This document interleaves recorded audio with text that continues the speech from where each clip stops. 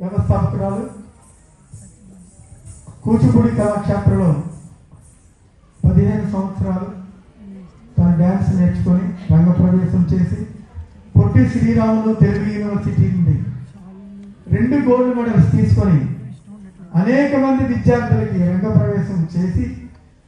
తన వంతు కూచిపూడి నాట్యానికి ఒక అంబాసిడర్గా తయారైనటువంటి శ్రీమతి ఎన్ఎండి సత్యభాను గారిని సాదరంగా ఆహ్వానిస్తున్నాం.